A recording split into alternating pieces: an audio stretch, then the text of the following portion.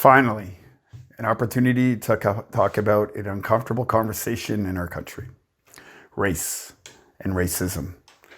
As an Indigenous Canadian growing up, I'm all too familiar with the struggles we face as Indigenous people in Canada.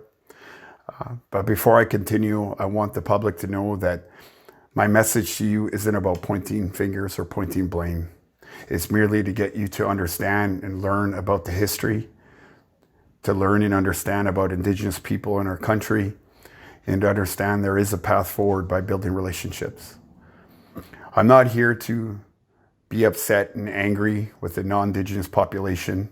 I'm not here to be mad at the white community. I'm here to tell you my story. Growing up as an Indigenous Canadian, I was looked down upon. There was discrimination.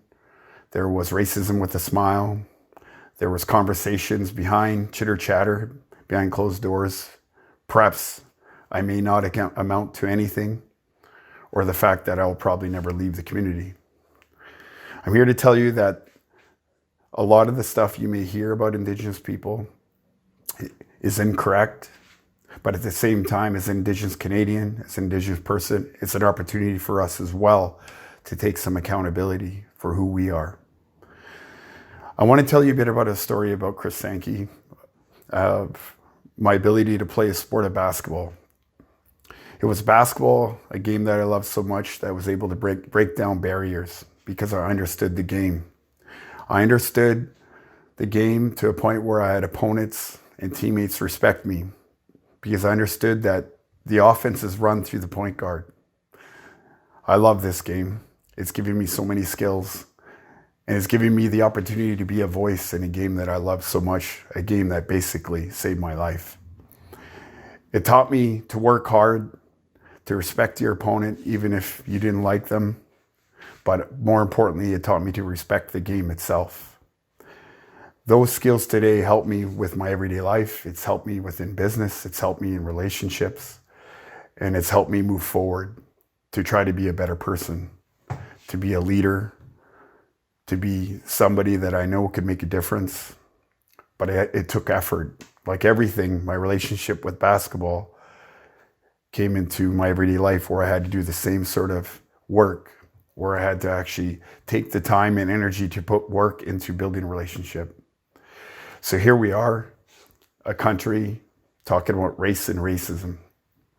Because I was able to play this sport, I broke down barriers with my ability to direct traffic, to understand the meaning of working hard, to understand the meaning of what it means to communicate, and to move forward.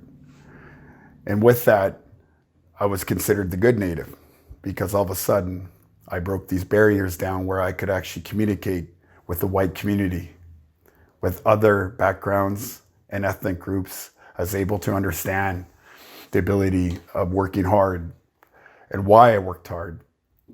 A lot of people didn't know that I knew so much that was being said behind closed doors or in chitter chatter about Indigenous people.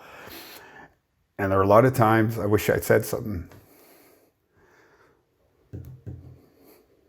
Even today, when I think back at the times when I didn't say anything, I probably should have. Sometimes I look back on regret and say, I wish I said something.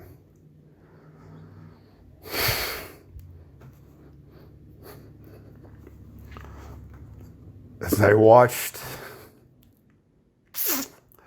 so many Indigenous people struggle, and I said one day when I get to a point that I'm not going to let that ever happen again. If I could be a voice, and if I could speak for others, and I could help people amplify their voice, then I'm going to do so. People had a misperception of me, and therefore had a misperception of so many other Indigenous people in this country. I was considered the good native and not the Indian. What a terrible representation that people had on me.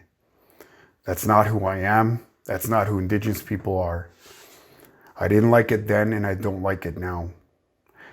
And I broke down those barriers with my ability and my actions. And I knew at some point in my life I was going to be able to say something verbally and get people to understand that that's not who Indigenous people are.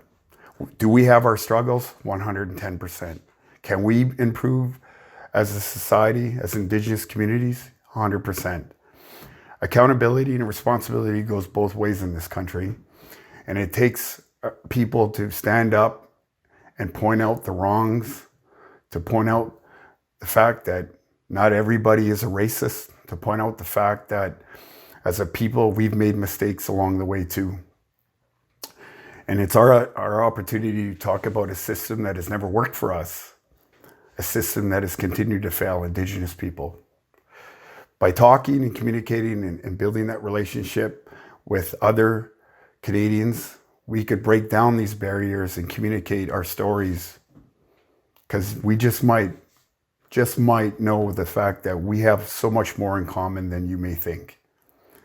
Indigenous people may have struggled in this country, but I know there's a lot of Canadians that also struggle. And if we don't talk and communicate about the things that have happened to us, we'll never get to know or understand one another or even get to know each other. This is the opportunity to talk about a difficult conversation. I'm not here, again, to point fingers. I'm here to build a relationship. I'm here to help and hope to educate those that don't understand the history of Indigenous people in the country, or just to get you to sit down and have a conversation with me, because I just might be able to get to know you too. So together in this country, by speaking about an uncomfortable conversation, is the way we could break down barriers. No one's ever gone into a job and did it so easily that they thought that was the end of it. A job, a relationship always takes work, and it's always those difficult challenges we face as Canadians, as Indigenous people or other, that it's the hardest task that we face is what breaks down the biggest opportunity. We're all Canadian. You are my countrymen and women, and together we're stronger, and together we can make change simply by changing our attitude. I want to thank you for your time. I want to thank you for listening. I'm Chris Sankey, and I appreciate your time. Commentary That Matters is a partner program of Conversations That Matter. The production of this show is made possible thanks to your generous support. Please become a Patreon at patreon.com/commentary that matters, and become a subscriber so that you don't miss a single episode of Commentary That Matters.